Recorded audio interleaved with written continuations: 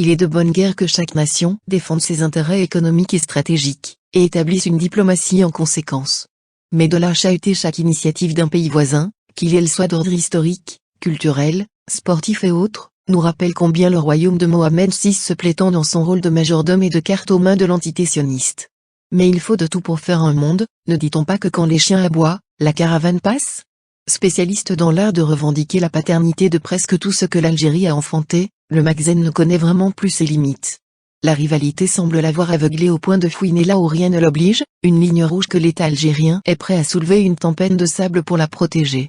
La détermination de l'Algérie à donner une dimension grandiose à l'exploitation de la mine de Garadjébilet, a suscité certaines sueurs froides chez le voisin de l'Ouest.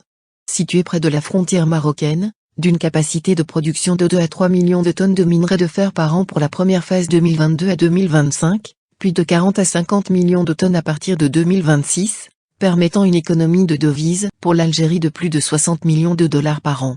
Un méga-projet qui a fini par réveiller le démon maghrébin. Peu importe, l'Algérie est bel et bien décidée à exploiter cette mine précieuse, et d'accompagner le développement de la dynamique de production de l'acier dans le pays, un levier salutaire en vue de satisfaire ses besoins en sidérurgie et ceux de ses partenaires étrangers, et couvrir ainsi la demande intérieure et à l'exportation. Tindoufou l'incontestable souveraineté usant d'une carte vieille de plus de 50 ans, à savoir l'accord signé en 1972 entre l'Algérie et le Maroc pour la création d'une société mixte pour la mise en œuvre de la mine de Garadjébilet, le Magazine laisse croire que cette entente est toujours en cours de validité. Il oublie néanmoins de préciser que l'Algérie est propriétaire de ce gisement minier, situé de surcroît sur son territoire, et relevant de sa pleine et entière souveraineté. Une suite logique à un long parcours de reniement, de provocation et d'action hostile à l'égard de l'Algérie, et concernant Garadjébilet, le contraire d'une telle jalousie et esprit de rivalité maladive, aurait été étonnant.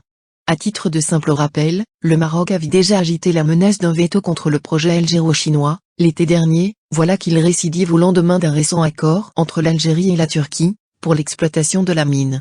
Après le rail, le zélige, le caftan, cette tendance symptomatique de vouloir s'emparer des expressions, tendances vestimentaires, culinaires et culturelles, et tout attrait qui relève de la civilisation et des ressources.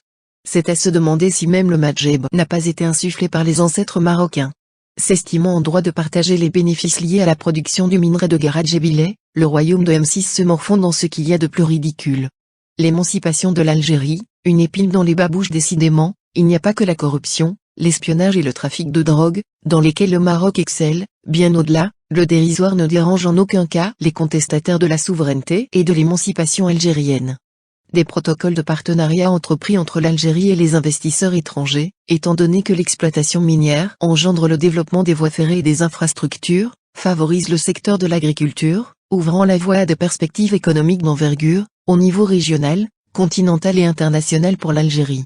Une énième revendication sordide de Rabat prise dans le tourbillon de l'occupation marocaine illégitime au Sahara occidental, sur un air de normalisation et de soumission aux instances sionistes. Une sortie, encore une fois hasardeuse, du pion marocain, qui nous rappelle bien à quel point l'avancée de l'Algérie dans ses projets commerciaux, énergétiques et géostratégiques en perspective, tels la transsaharienne et le gazoduc Nigeria-Algérie. Des enjeux, au profit de l'Algérie, que le Magazine tente, par tous les moyens, de fausser et de mettre en échec. Une épine dans les babouches des serviteurs.